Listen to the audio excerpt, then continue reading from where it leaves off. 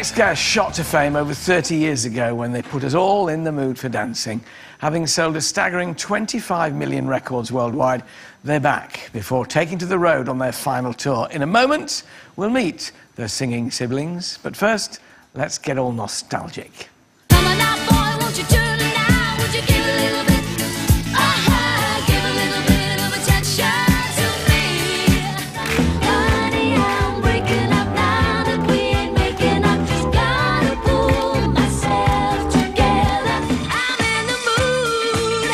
I'm in the mood. I'm in the mood to dance. Yeah, let's dance. Come on and dance.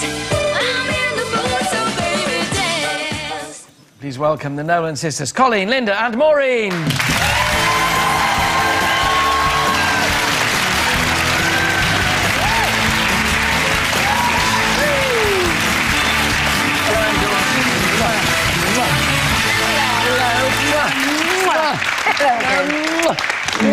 I've got so much lip gloss on me now.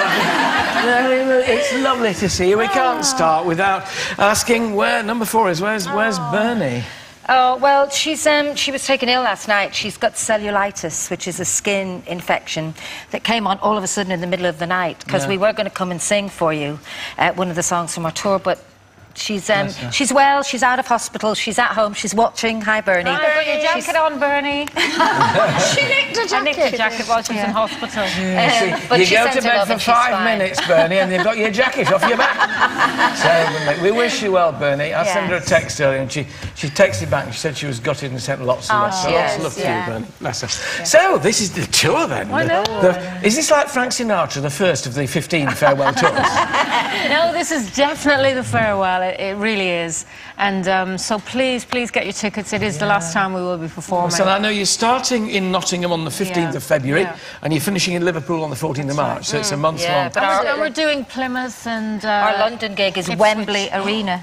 Now this is the first, isn't it, Wembley? Yes, we've never done Wembley. Even when we were having hit records and all of that, and even on the last tour when we did arenas for the first time, we still didn't do Wembley. So to do it on our final tour will be amazing. We're really excited about Wembley. Isn't it scary as well? Really scary. Yeah. We're scared now, and it's only October. It doesn't start till February. But can I just say as well to anyone out there who is getting tickets to please get them from a reputable ticket company like Ticketmaster or Ticketline, because there's a lot of touting going on, and that's nothing to do with us. And you know, if you're being charged over the top, then it's not from the right company. Thank you for the tip. It's good news. The facts are wonderful about you. The fact that you sold more records in Japan than the Beatles, that's a good one. The fact that you toured with Frank Sinatra, that must have been exciting, wasn't it? Amazing. Yeah. We did his, well, we're massive Sinatra fans. We always were. And so it was an absolute dream when we got the tour, European tour. And he picked you, didn't he? Yeah, he picked us. Yeah, Colin wasn't with us then. That's why he picked us. Because she's the... I think you'll find it's because I'm years younger. I'm just sitting back while the sisters get on with it now. It's actually our 50th anniversary in show business next year. But you're only 47. It's going well for me then, isn't it? We were well established before she came along. You just sit quietly. You've made up for it since, haven't you? Really? No, it's all really, really exciting, you know. And I think we decided to do the farewell tour now because, you know, we did a reunion in 2009, and now while the girls are all very busy, and so, I mean, in fact, they're all doing pantomimes, the girls, but... So now, while we're all still able, we thought it would be great to do a farewell, a goodbye, and we're just doing one venue in each, you know, places that we haven't done. I might do my own in 3 years and call it my 50th tour. Get your own back that way. This long history has crossed, you know, been through so many eras of pop. I have to mention, Colleen, that the unfortunate revelations about Jimmy Savile at the moment, which I think have disappointed and shocked us all. You yourself had experience of working with him. I mean, what were your feelings at the time? Well, you know, at the time I was 14, and it was just an uncomfortable situation. What, you found yourself in a situation with him? Yes, I mean, he was, the girls were doing Top of the Pops, and I stood with him while he made the announcement. And it was an uncomfortable situation the way he held me. And then he mentioned about going to a hotel.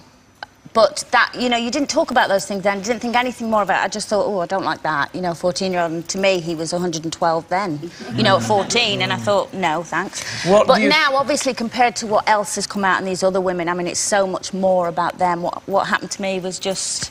Yeah, and like you say, what could have been? Who knows what could have been if I'd have been on my own? But luckily, I was at the backup of the Witches of Eastwick. Do you think it is... He didn't stand a chance. Not a chance. No, they'll fend him off. Do you think it was the fact that girls of your age were just afraid to say no to a man who was so enormous in terms of popularity and fame? Is it as simple as that?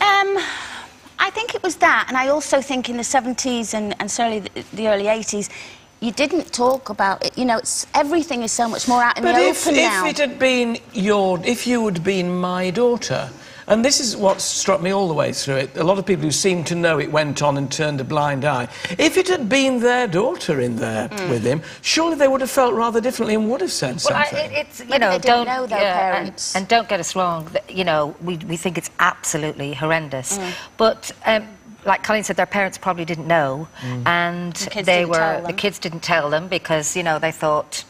And who's going to believe them? You know, that's the thing when you're a child. Who's going to believe me against a man who's so powerful, who's so loved by everybody, you know, for his charity work and all of that? Who's going to believe a young 14 or 15-year-old? I think people will feel guilty that maybe if they did know and they didn't come forward, but...